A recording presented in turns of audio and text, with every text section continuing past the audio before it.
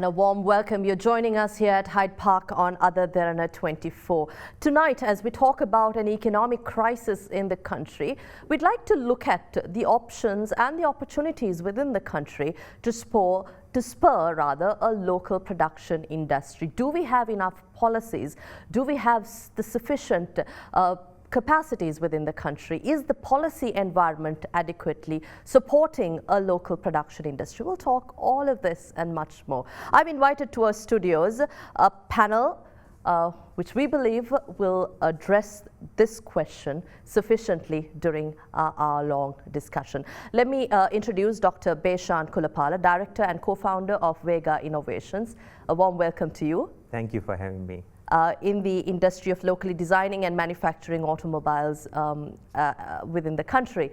And also we have with us Mr. Duminda Hulangamo, Vice Chairman of the Ceylon Chamber of Commerce and also a member of the advisory committee appointed to assist the 11-member Economic Council appointed by President Gotabaya Rajapaksa on the 9th of March.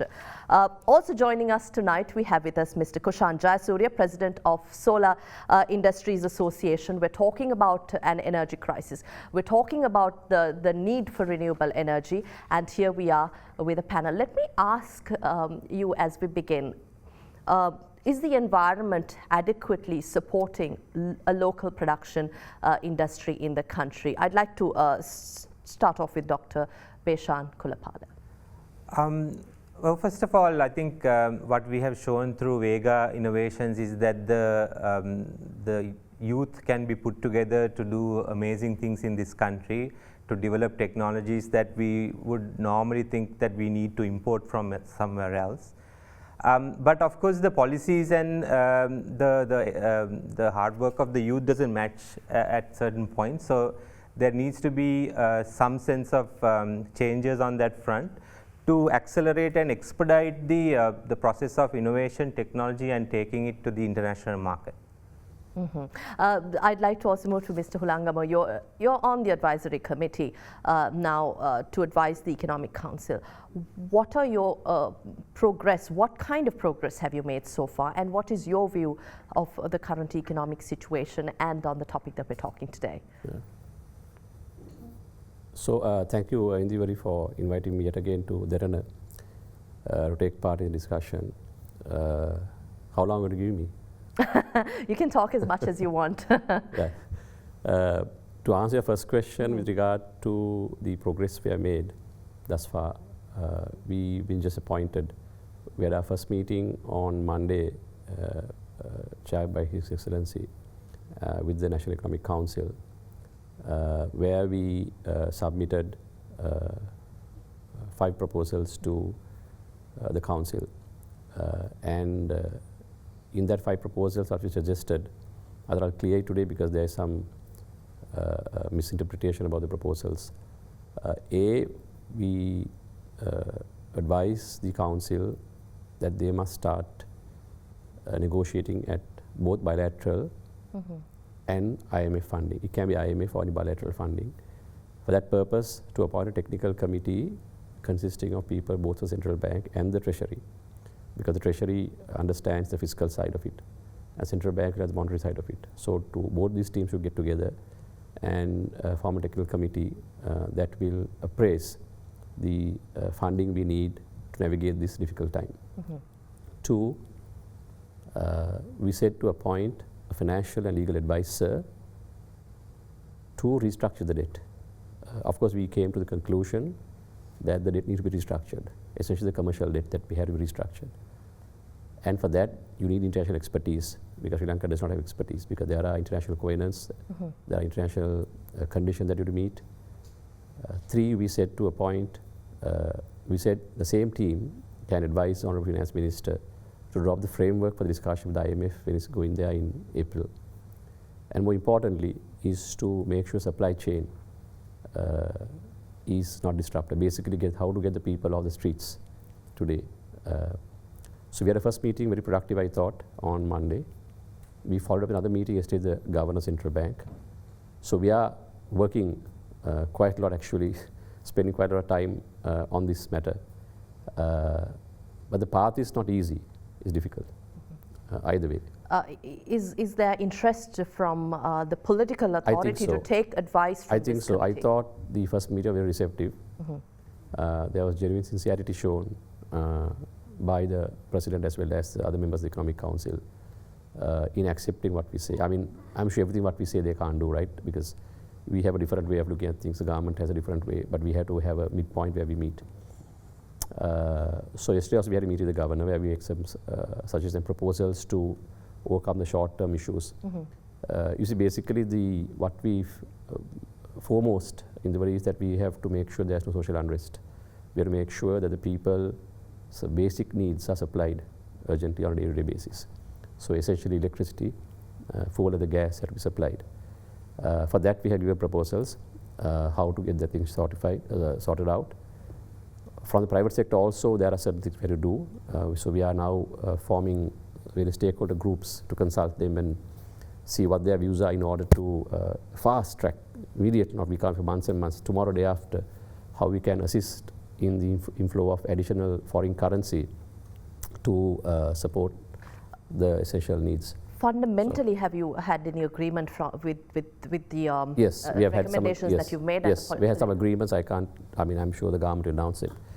We had some agreements on certain issues, on certain policy matters, so they might come as announcements as we go along.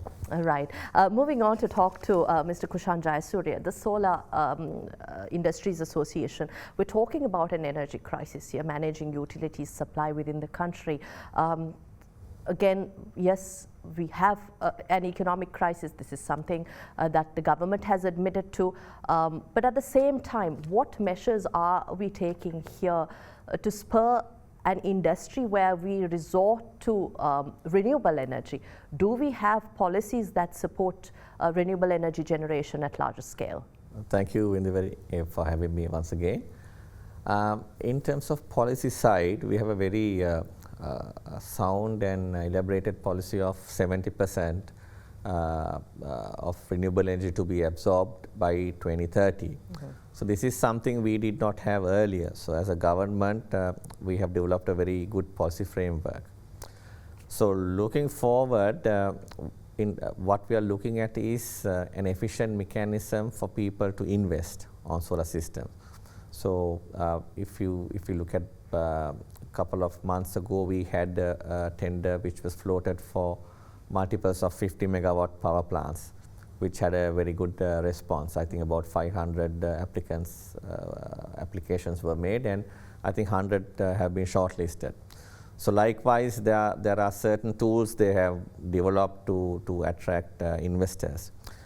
The issue of energy crisis has to be looked into detail, because we are selling energy at a loss. So if you look at the statistics of 2019, our cost of production is about 22, 23 rupees, and we are selling electricity at 16 or 17 rupees as an average. So indirectly what we are doing is we are passing these hidden costs to the taxpayer or to the general public, which will one day become an unmanageable situation, which it has come to this stage now. So there will obviously naturally will have to go for a increase in terms of electricity, otherwise we won't be able to manage this situation. The other aspect is for people to invest on renewable energy, this process has to be fast-tracked. So investors don't want to wait for 2-3 years, going behind various institutes to do power plants. Are you saying we still have bottlenecks and red tape when it comes to investment? See, even as we speak, we have to get about 16 approvals to do even a 1 megawatt power plant. And that takes about 2 years. No foreign investor will do that. And also, we have to look at the payments for the industry. I mean, a lot of the power plants which are owned by the private sector, they have not got paid for almost 6-7 months. But we should look at the root cause of the problem, which is far beyond the past 3 years. We have been selling electricity at a loss, and we have not focused on renewable energy, which is becoming cheap and more competitive. So therefore, still we have about 20% of diesel now costing almost 50-60 rupees.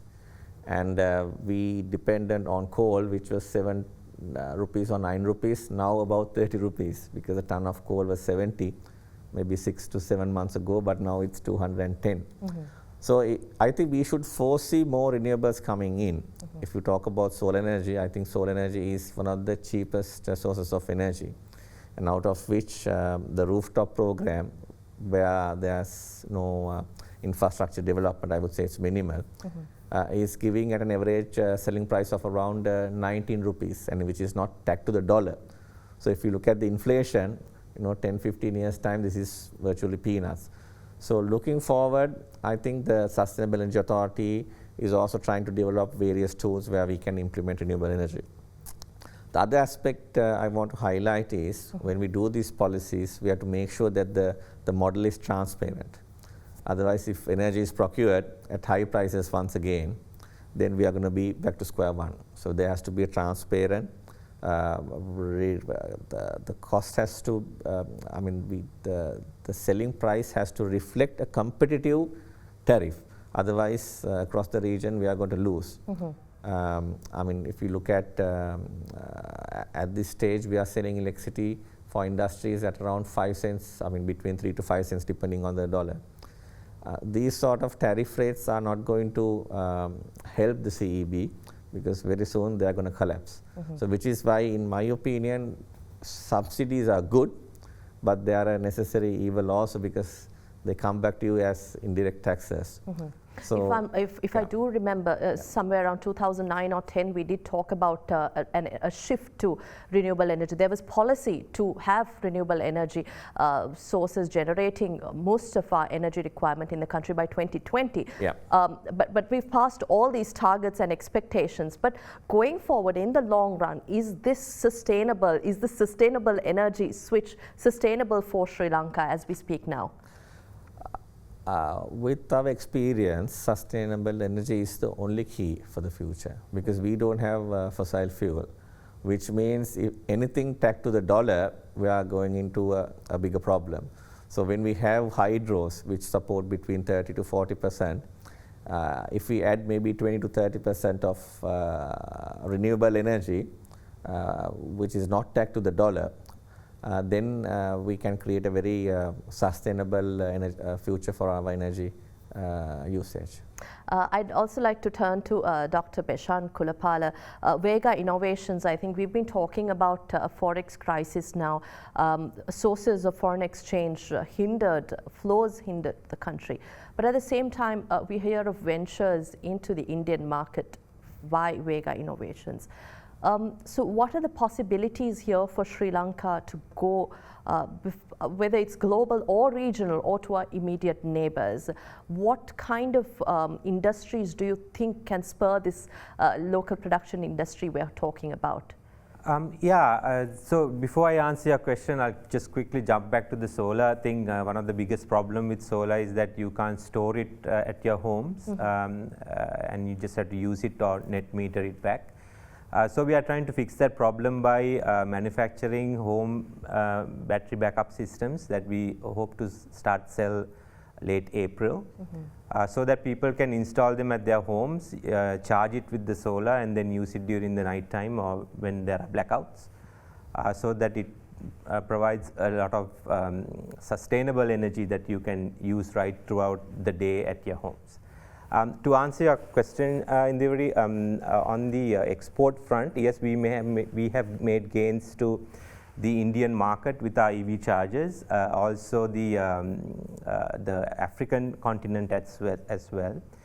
So this was a big win for us to have Sri Lankan technology, homegrown, developed here, manufactured here, to compete with the EV chargers from manufacturers like Tata and Mahindra and all the other big players that are in India. So what we have shown there is that just a charger won't be enough to compete, but you need an entire ecosystem, an entire turnkey solution that you can have that can be easily exported into other countries. So we are looking at a larger footprint in India, a larger footprint in Bangladesh and some of the other South Asian countries.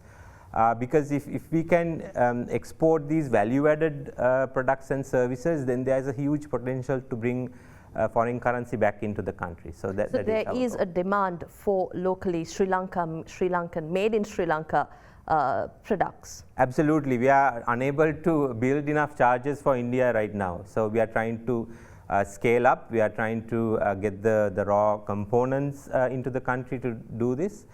So there are all sorts of challenges in this field, not just because of the foreign currency issue, but also because of the worldwide silicon shortage issue that is affecting every manufacturer in the world.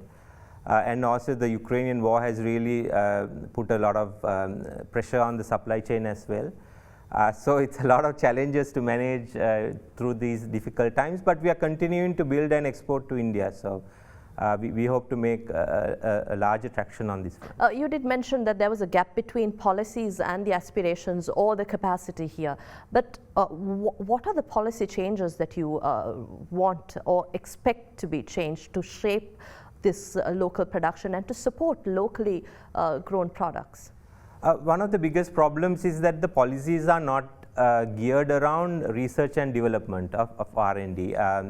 To have these value-added service products developed here, you have to spend a lot of time and energy, resources on R&D. If you don't do R&D, then you are just doing a minimal export product which you can't really compete in the world out there. So the policies have to be geared around R&D, not just for universities, but for the private sector also.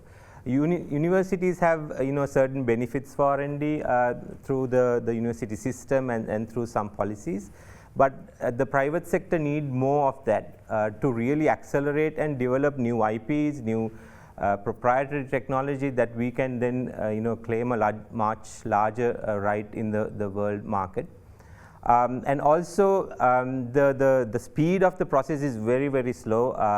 The getting approvals, getting components into the country, getting them cleared, it takes a lot of time.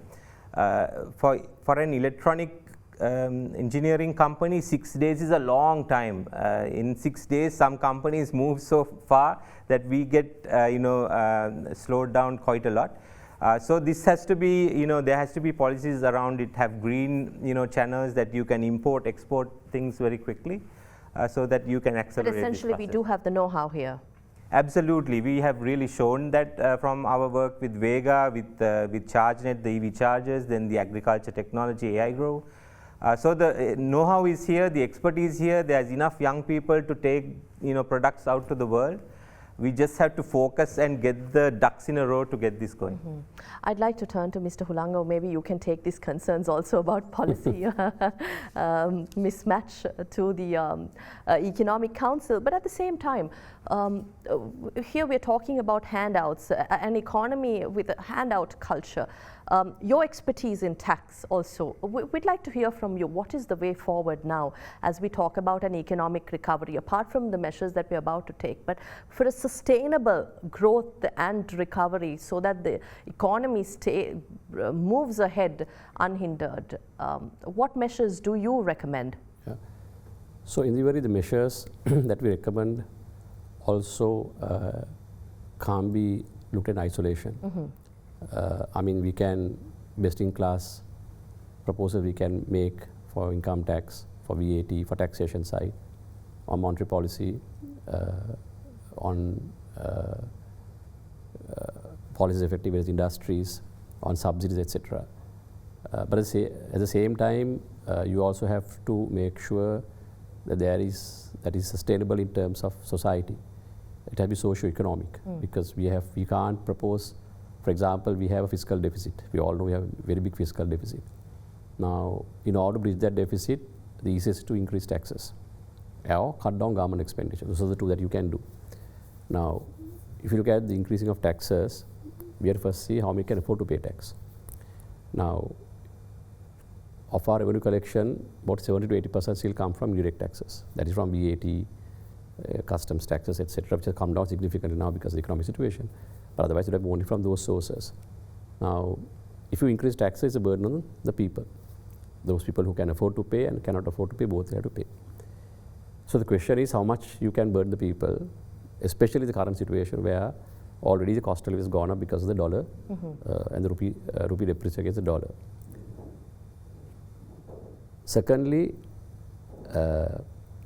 with regard to government expenditure, now it's a government expenditure, for 70 to 80% of the revenue collection goes to pay salaries of government servants. That is recurrent expenditure. Now some may be productive, some may be unproductive. I can't take a call and say everything unproductive. But there may be unproductive areas in which we maintain big staff, big employees, and big departments. They can be more efficient. All those are arguments that you can make. But from where to start and where to pick.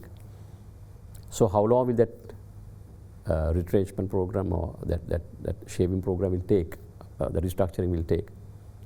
The SOEs that are a burden on the treasury. We all know as the electricity board is selling at subsidized prices. The petroleum corporation is still, even at these prices, are making losses. Railways making losses. So can we just sell them off, or can we make the market base overnight? No, I don't think you can do it. Politically also you can't do it. I don't think. I have worked with most governments in power on these matters, and all have a political angle to, because they had first politically survive. So they can't just retrench 3,000, 4,000 people. They can't close government departments. Can we close? Or so I saw reports saying the defense expenditure 15% more. Can we ask the armed forces to go home? We can't. So those are things that we can't do overnight. But someone must have the guts and the courage to do it. If you don't do it, there is no long-term sustainability. So at some point, we have come too far, in my view, in terms of not doing the structural reforms. Because if you don't do the structural reforms, whatever adjustments you make on the fiscal policy side also, the economy will not develop. Because we are continuing to fund loss-making activities, loss-making ventures, continue to build our recurrent expenditure without investing capital expenditure. So these are easy said and done. I mean, all of us can come and talk here, but it's not easy to implement. So to answer your question, long-term sustainability requires a higher tax to GDP, which we need to increase from where we are now. We are about 12, we used to about 18% we used to be, now we are down to about 9%, we need to get at least 12%. How to go government expenditure? So we have to rationalize our government expenditure, which is not easy. But at some point, someone has to start that. Then how do you remove the subsidies, as you said, electricity board, petroleum corporation, or what? So are we going to have a program to reduce subsidies? Are we going for market-based economy? Then will there be social unrest? Right, we have to manage that as well. No point having everything beautifully planned and implemented if you have social unrest, right? People on the streets. So but at some point, we need to take those unpopular decisions too. We have to take unpopular decisions, but I mean, political unpopular decisions are okay, so long as there's no social unrest, right? People, because if you take, because the cost of people can't afford to take it, so we have to manage the situation. So then, how do you then we have to target taxation on a few industries, few individuals. That also you can't take it beyond a certain threshold, because you have the law of diminishing returns, so that if you increase taxes beyond a certain point, it's not productive to the economy, because people don't have money to reinvest, so there's no development. So we have to pick at a certain level and try to increase the base, but this is also not easy, right, as done that. So it's a real challenge we are facing as Sri Lanka at the moment. So we need to take bold decisions, at least one by one, step at a time. I don't think you can do everything overnight, but at least few things we can start doing now itself. And I think publicity reform has to happen. I mean, I don't think you can, for example, sell the electricity board to someone. It won't work, because you have to buy the people also. We've been talking about restructuring and reviving. I know, it has never happened. Successive governments have been talking, never happened. It's not easy, but I think someone must have the courage to do it. But again, privatizing or going in for probably a peopleizing solution here. Yes, that's what I suggest. I don't think we can go for a privatized suggestion. Like I think in 92, President Premadasa called it peopleization, the word that he used. And where they gave a percentage of the shares also to the employees and bought them in. And then invited the private sector to come in. So you have a three-party arrangement where the private sector comes in, as well as the employees join in, and the government also has a role in it. So, I mean, these are all models that to try out. It may or may not work. Some places it has worked, some places it has not worked. Now, classic case is SLT. Now, if you take in 95, 94 times, you had to wait for months to get telephone, right? It was under the government. Then SLT was reformed, and I would say it's privatized, reformed. They invited foreign capital. They changed the culture. Still, government has a big stake, but it runs more as a private sector right now, and they are very efficient, competing with international mobile companies. So those are steps that you have to take, but not easy. Electricity and fuel will have a direct impact on the people. So I don't think you can increase prices overnight. So rationalization has to take place over a period of time. And give targeted subsidies to the affected sectors. And taxation also may have to be targeted, but I don't think taxation can have a significant increase from where we are now, unless the economy expands. In terms of rate increases, I don't think we can do much, in my view. Right, right. I'd like to speak on corporates as well going forward, but prior to that, Mr. Jayasuriya, we are talking about producing solar panels or going in for local production when you talk about renewable energy. But again, I'm trying to clarify, is there capacity here? Because here Mr. Hulangamuwa says, you know, we shouldn't really pass down that, that burden on the people as well, given the current situation. But how do we mitigate this? Because as we talk about, the biggest challenge is the cost of panels. Do we bring it down to Sri Lanka, or do we produce within the country? How do we look at a sustainable solution to come out of this energy crisis? Right. So if we are looking at manufacturing solar panels, those companies have to be heavily supported. For example, to make a solar cell, we need a furnace that is at least several hundreds of megawatts. And our electricity costs are very high compared to some in the region. And also, when we do a manufacturing system in Sri Lanka, we have to go through a lot of processes. There is no transparent or levelized tax mechanism where we can bring components. If I bring down a piece of copper wire, the customs can say, put it to any tariff they want, depending on how they feel like. For example, solar cables are technically duty-free. I'm just giving you an example.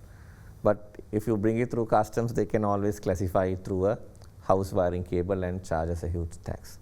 So if somebody wants to assemble a system like a battery system, they will get fed up of it because there's no policy to support the structure in terms of manufacturing.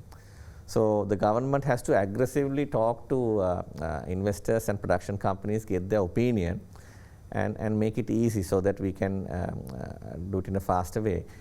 Manufacturing solar panels has to be done in gigawatt scale. So I don't see it, I mean, although it may not be the best statement you want to hear, it is not economically sensible for us to produce solar panels here, especially the solar cells. So what we can do is we can assemble solar panels. I think there are a few companies already doing that. And by doing so, we can add a lot of value. But the affordability for the general public at the lowest tier, how do we look at that? See, if we look at the lowest tier, gets electricity at around maybe 10 rupees or even less, which is not the real figure of electricity. So we can't, as renewable energy industrialists or people who generate renewable energy, we can't compete with a hypothetical figure.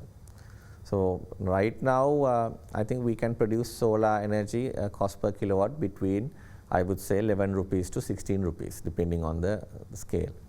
And then you can't, just because we are selling it at 10 rupees, you can't ask them to produce it at 10 rupees, then that industry will never grow and renewable energies will not come in. So, but on the other side, as Mr. Hulangamuwa explained, we can't just increase the electricity tariffs overnight because there's a social element to it. But very soon we will have to at least migrate periodically towards a cost reflective tariff. Then only all stakeholders can compete and renewable energies can penetrate successfully. What is the current contribution to the national grid from renewable energies? Do you have the stats? Yes. Or how has it changed in the recent past? See, I can tell you about solar. We are looking at between, sad to say, between 2 to 3% only. For a country that has 5.5 peak hours of sunlight, we have only 2 to 3% of solar energy in terms of annual contribution. We are a country that's blessed with hydro. So depending on the seasonal rain, we have between 30 to 40% of hydro contribution also. So I think all these are solvable because we are a country that is blessed with a lot of natural resources. which are heavily underutilized. Heavily underutilized. We'll take a short break here at Hyde Park on AdaDerana 24. We're discussing spurring local production industry as we face an economic crisis in Sri Lanka.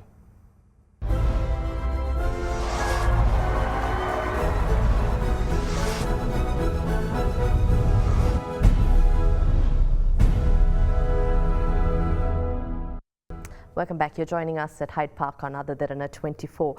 We're talking about a production economy and innovations. Vega has navigated through these policy difficulties maybe, but in your view, as we talk about the industry, the culture of innovations, what do you think is the reason for Sri Lanka to lag in approaching new tech innovations or an innovations culture, apart from the fact that you said research and development is not on par with at least regional giants?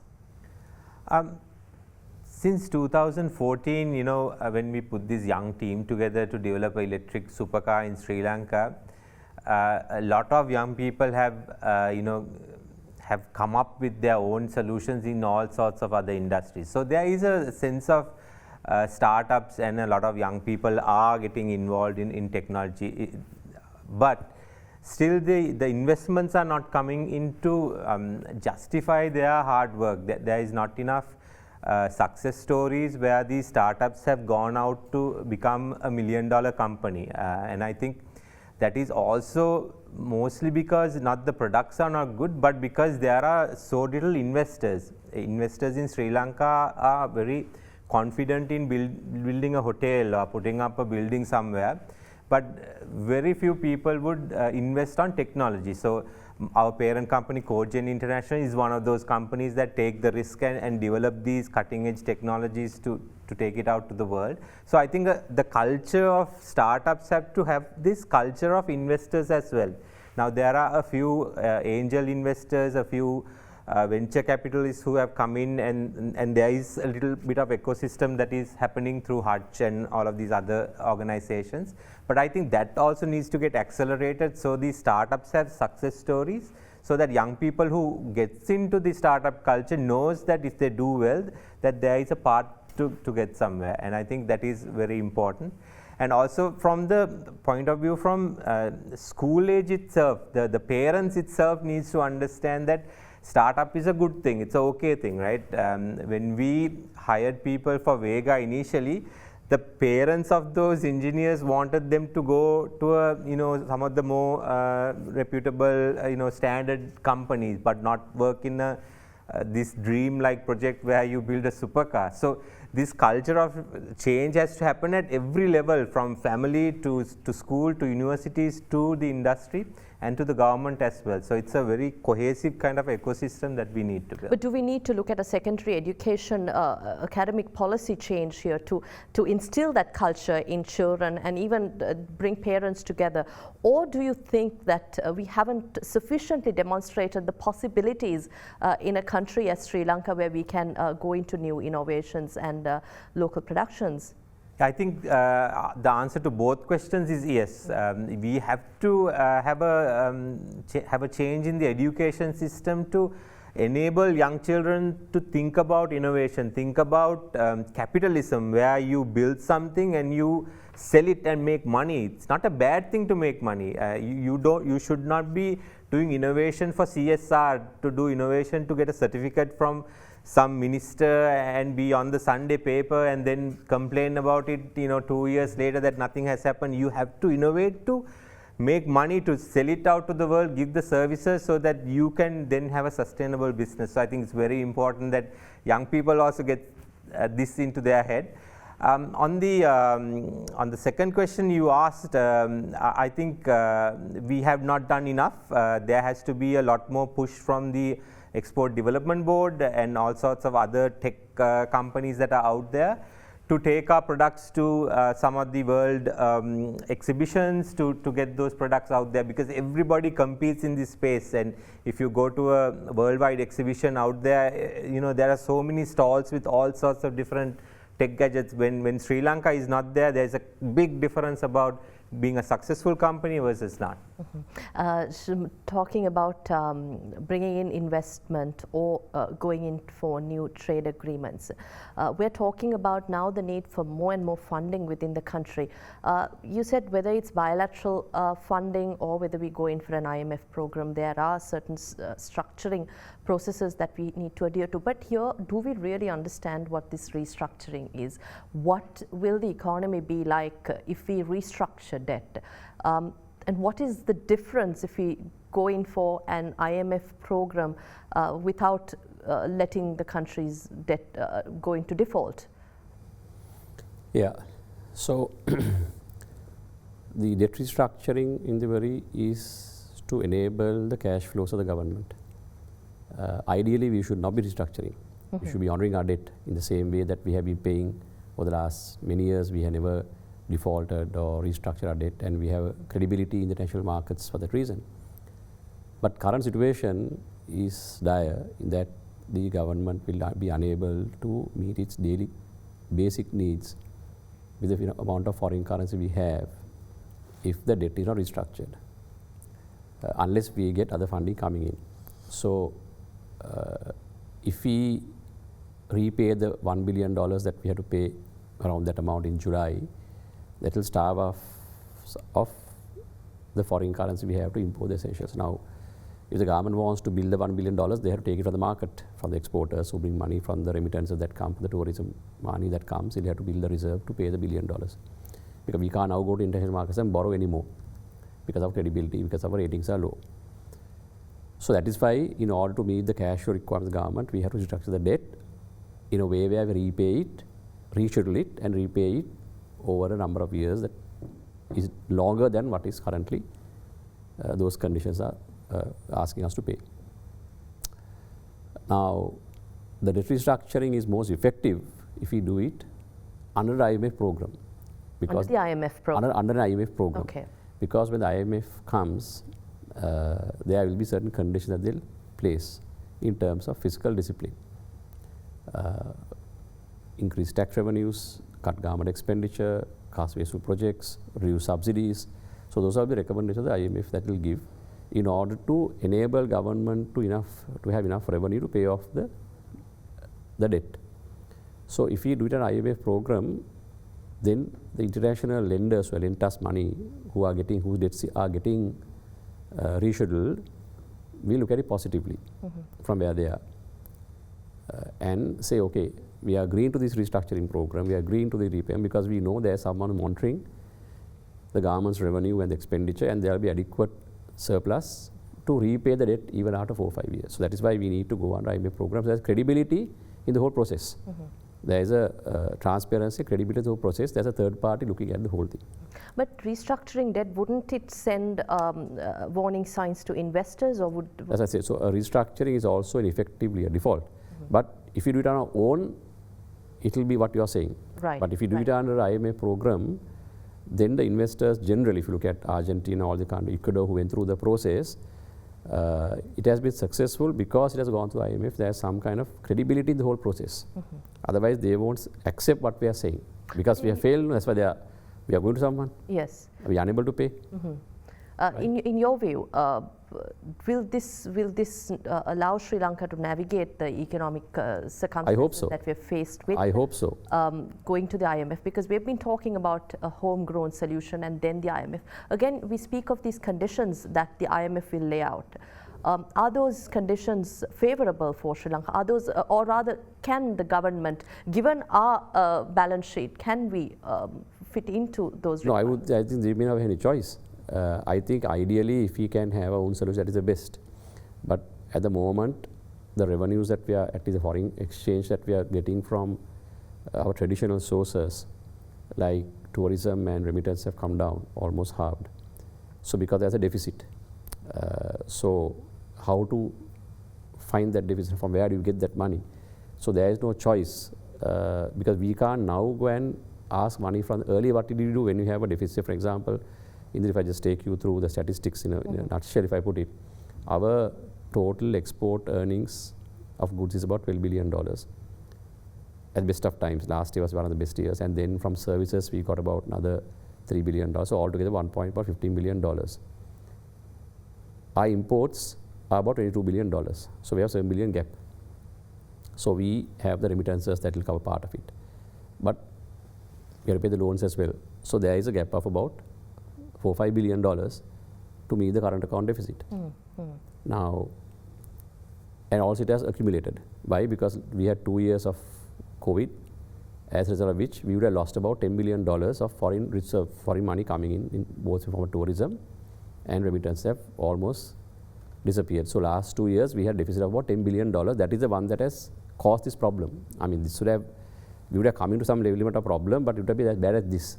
So we lost about $10 billion, I would say $10-12 billion the last 2 years because of COVID, for no fault of government or anyone. But it has happened. So now we have to find a way out of it. So only way we can do is to restructure our debt so that we can get long time to pay. We can pay the debt with our what we are getting, but then we'll starve the people from having the essential items.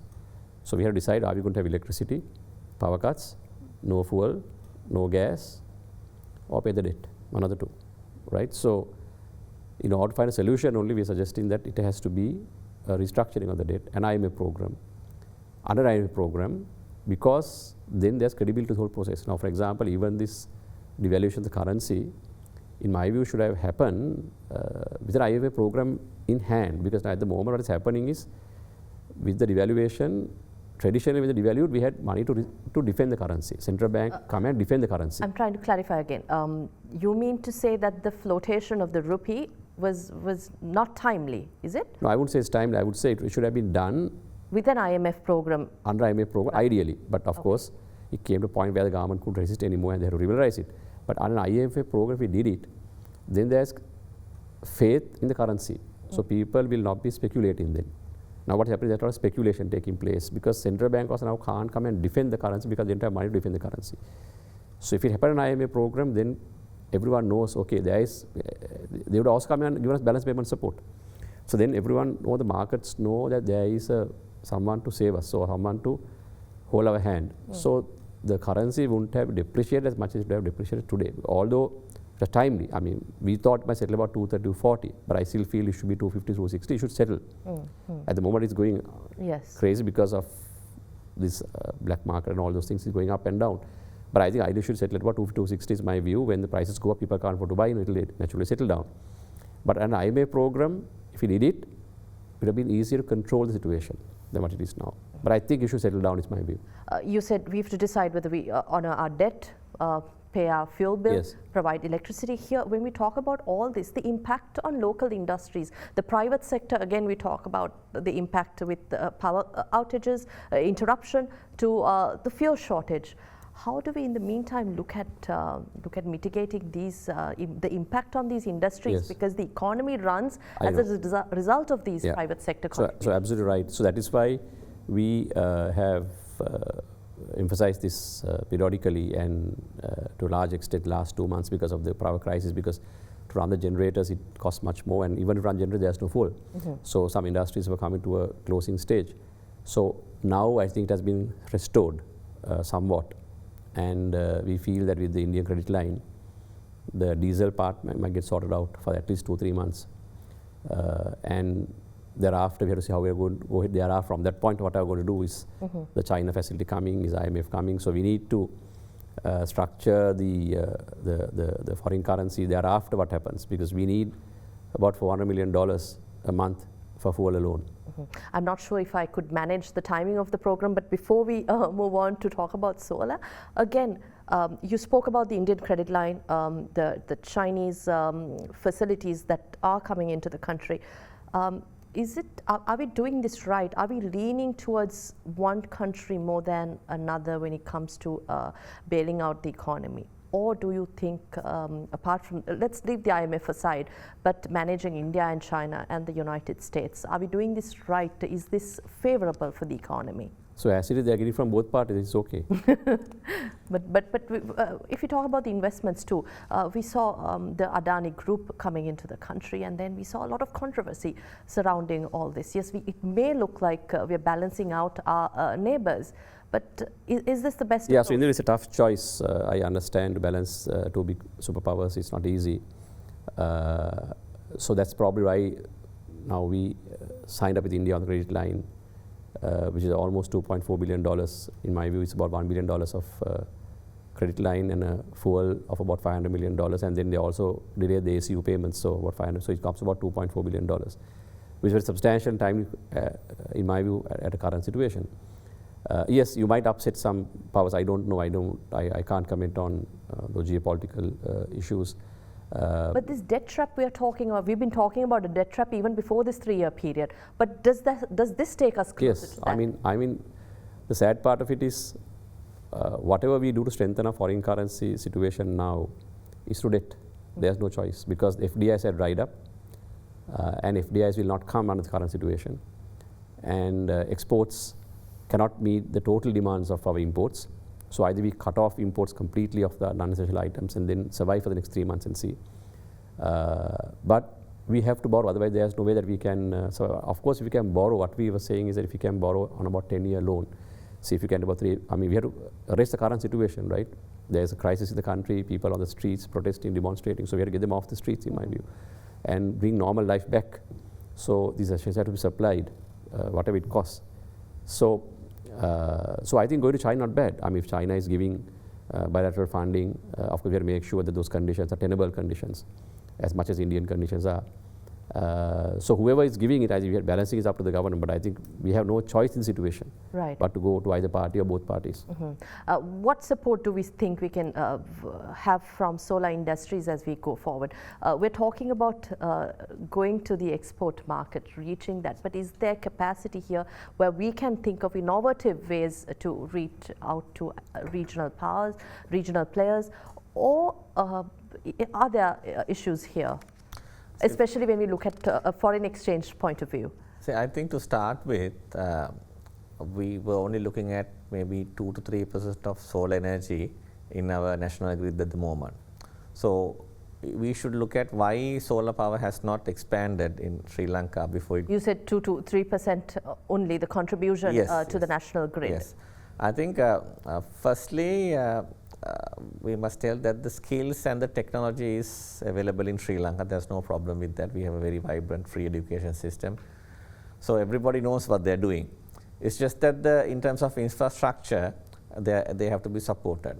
I mean, I was talking to some of the senior officials at CEB. What they were saying is for us to increase more than 1,000 megawatt of solar, we need billions and billions of infrastructure development in terms of cable work and managing this situation. So those have to be addressed before we go overseas, but look after our internal issues. And also we are looking at large plants, and we are an agriculture-based country still. So we can't just fill up the paddy fields and put solar, which is why a lot of these large plants have sort of taken a bit of U-turn or delay, because to install maybe 10 megawatts of solar, we need about 45 acres. So I think our strategy also has to be looked into in terms of smaller power plants, scattered in terms of 3 megawatts or 5 megawatts, in parallel to us looking at 50 megawatt or 100 megawatt, which can take ages and ages. So if you look at a 3 megawatt, we are only looking at a couple of acres, and that those systems can be installed in about 3 to 4 months' time. So if we really strategize this, and now knowing that solar energy is very cheap comparatively, then we can implement it very quickly.